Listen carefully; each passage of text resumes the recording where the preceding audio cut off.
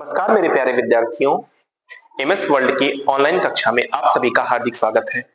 मेरे प्यारे विद्यार्थियों, बीए थर्ड सेमेस्टर के अंतर्गत प्राचीन इतिहास विषय की जो एक श्रृंखला प्रस्तुत की जा रही है, उसी श्रृंखला की अगली कड़ी में आज का जो हमारा टॉपिक है वो है पाल वंश। मैंने इसके पहले आप लोगों से गुर्जर प्रतिहार वंश के विषय में चर्चा की है। यदि आप लोग अभी तक वो वीडियो ना देखे हो तो वो वीडियो को डिस्क्रिप्शन में लिंक दी गई है, वहां से जाकर आप उस वीडियो को आप वहां पर देख सकते हैं। हमने आपके सामने जो टॉपिक लिखा है वो है पाल वंश। अगर हम आपसे बात करें कि उस समय के भारत में पाल वंश की जो स्थिति थी वो कहां पे थी, तो ये जो वर्तमान बंगाल का क्षेत्र है, बंगाल मतलब ये जो बांग्लादेश को लेकर और पश्चिम बंगाल को लेकर ये जो क्षेत्र है, इन्हीं क्षेत्रों पर पाल वंश की स्थापना होती है। इस क्षेत्र पर पाल वंश ने अपने शासन की शुरुआत की।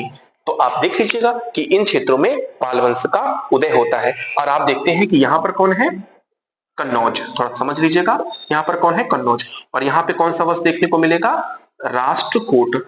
यहाँ पर कौन सा वंश था, प्रतिहार वंश।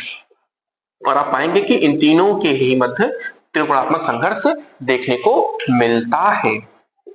किसके लिए संघर्ष होता है, कन्नौज को प्राप्त करने के लिए, क्योंकि कन्नौज कहीं ना कहीं एक ऐसे स्थान के रूप में था, एक ऐसे स्थल के रूप में था, या एक ऐसे साम्राज्य के एक ऐसे शक्तिशाली केंद्र के रूप में था जिसको प्राप्त करना किसी भी शासक के लिए एक कहीं ना कहीं प्रतिष्ठा का विषय होता था। तो इसीलिए इसको प्राप्त करना इन तीनों के लिए ही क्या थी, कहीं ना कहीं बहुत बड़ी आकांक्षा थी, महत्वाकांक्षा बन चुकी थी। तो आइए देखते हैं पाल वंश।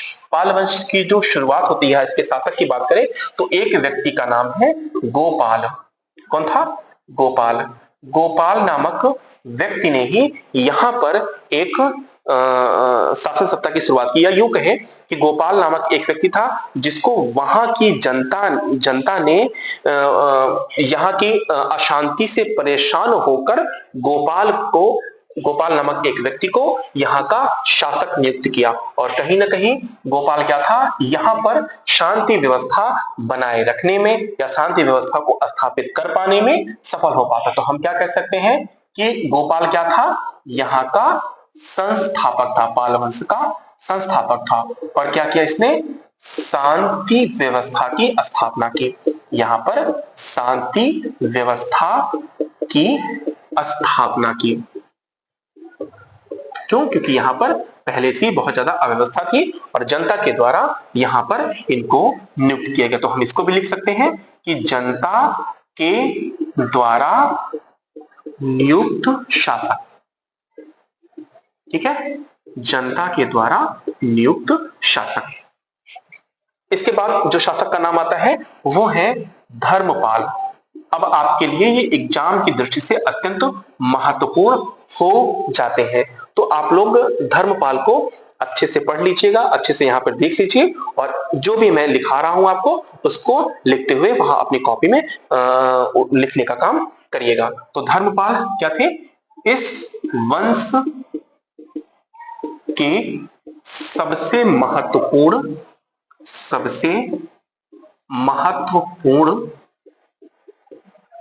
शासक। ठीक है, और हम क्या कह सकते हैं, इन्हीं के काल से ही क्या होती है, त्रिकोणात्मक संघर्ष की शुरुआत होती है। और हम क्या कह सकते हैं, इनकी जो उपाधि थी वो कौन कौन सी थी, उपाधि थी इनकी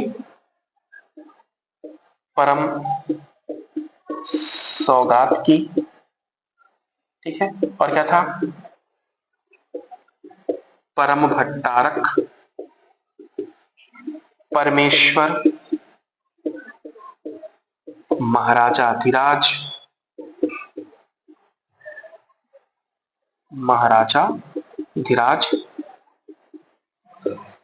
आदि इनकी कुछ उपाधियां थी। और हम इनकी विजय की बात करें तो इनके समय में ही या यूं कहें कि अभियान की, तो विजयों में तो नहीं आएगा। जैसे मान लो कि राष्ट्रकूट वंशी शासक ध्रुव का आक्रमण होता है और ये ध्रुव से परास्त होते हैं। इसके अलावा इन्होंने जो किया वो कन्नौज पर आक्रमण, कहां पर? कन्नौज पर आक्रमण, ठीक है। और कन्नौज पर आक्रमण करके वहां के शासक को ये परास्त करते हैं और वहां पर एक बहुत भव्य भोज का भी आयोजन करते हैं, ठीक है। तो इनसे जुड़े ये कुछ महत्वपूर्ण तथ्य हैं। अगर हम इनके सांस्कृतिक उपलब्धियां की बात करें कि इन्होंने कौन कौन सी सांस्कृतिक उपलब्धियां अर्जित की, तो उनमें हम कह सकते हैं कि इन्होंने क्या किया। पहली बात तो ये आप लिख लीजिएगा कि ये क्या थे? बौद्ध मतानुयायी थे। क्या थे? बौद्ध मतानुयायी थे। और इन्होंने क्या किया? विक्रमशिला विश्वविद्यालय की स्थापना किया। विक्रमशिला विश्वविद्यालय की स्थापना किया। और क्या किया इन्होंने? विश्वविद्यालय एवं सोमपुर विहार, विहार का मतलब होता है जहां बौद्ध भिक्षु निवास करते हैं, विहार की स्थापना की, ठीक है। तो ये कुछ धर्मपाल से जुड़े महत्वपूर्ण तथ्य हैं। इनको आप भली भांति अध्ययन कर लीजिएगा, इनको लिख लीजिएगा, ठीक है। कोशिश क्या करिए कि मेरे साथ साथ आप लोग भी लिखते रहा करिए, क्योंकि मैं बोलता रहता हूं, तो आप अपने कॉपी में नोट डाउन करते रहा करिए, ठीक। और इन सबको नोट डाउन कर लीजिए। और अगर आपके शॉर्ट में आता है तो इसको डायग्राम के रूप में प्रदर्शित कर सकते हैं, और अगर शॉर्ट में ना कर लॉन्ग में आता है तो इन हेडिंग्स को आप वहां पर इसको और विस्तारित कर सकते हैं, ठीक है। तो गोपाल की मैंने बात किया और धर्मपाल की बात किया। हम चलते हैं अगले शासक को देख लेते हैं। उसका क्या नाम है? उनका नाम है देवपाल। देवपाल भी कहीं ना कहीं पाल वंश के सबसे प्रतापी शासक हुए, पाल वंश के सबसे महत्वपूर्ण शासक हुए, ठीक है। तो अब अगला लिख लीजिएगा। अंतिम महत्वपूर्ण शासक है देवपाल। कौन है? देवपाल।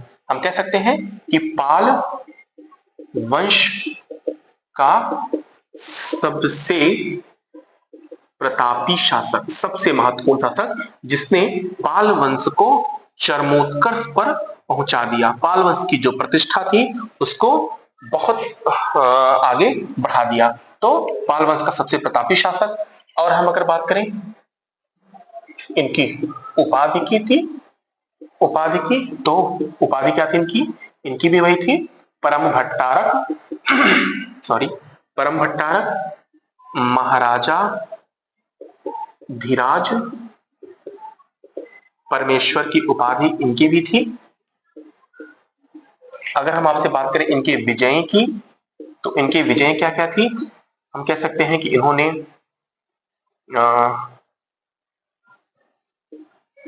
कन्नौज पर आक्रमण किया, ठीक है। और हम कह सकते हैं कि इन्होंने हूणों पर आक्रमण किया, या हम कह सकते हैं कि हूण विजय। और क्या कह सकते हैं हम? उत्कल विजय। उत्कल का मतलब है उड़ीसा, उत्कल विजय। और हम कह सकते हैं क्या? द्रविड़ विजय। द्रविड़ का तात्पर्य है कांची से। और हम क्या कह सकते हैं? कंबोज विजय, ठीक है। इनके द्वारा ये विजित क्षेत्र थे या उनके विजय थे। और हम इनकी थोड़ी सी सांस्कृतिक उपलब्धियां देख लेते हैं। क्या है? सांस्कृतिक उपलब्धियां। सांस्कृतिक उपलब्धि में कह सकते हैं इनका जो सबसे महत्वपूर्ण काम माना जाता है कि इन्होंने बौद्ध धर्म के लिए एक अत्यंत महत्वपूर्ण काम किया था। वो क्या था? इसको यहां नोट डाउन कर लीजिएगा कि मुंगेर लेख में मिलता है कि इन्होंने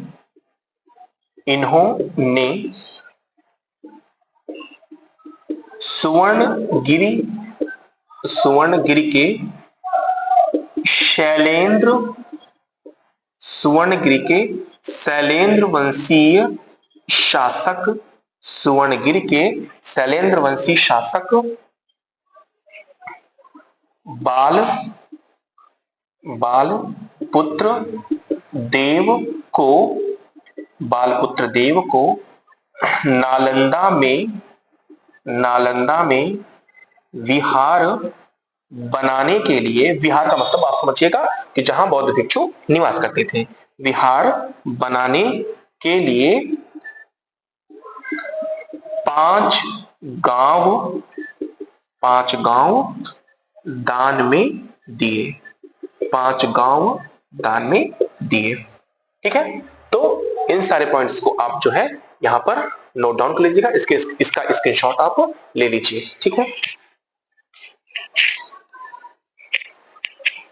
ठीक, तो यही आपके लिए 2 शासक जो है वो अत्यंत महत्वपूर्ण है। ठीक है,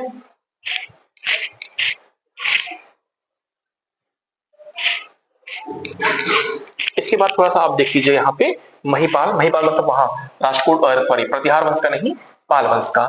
महिपाल भी एक शासक हुए और इन्होंने क्या किया, क्योंकि देवपाल के बाद जो उत्तराधिकारी हुए वो अत्यंत कमजोर उत्तराधिकारी थे और धीरे धीरे पाल वंश का पतन होने लगता है। लेकिन महिपाल के शासनकाल में फिर से जो है महिपाल ने इस स्थिति को दोबारा वापस लाने का काम किया। तो हम कह सकते हैं कि इनको क्या मानता है, पाल वंश का द्वितीय संस्थापक, पाल वंश का द्वितीय संस्थापक। तो आप इसको नोट डाउन कर लीजिएगा।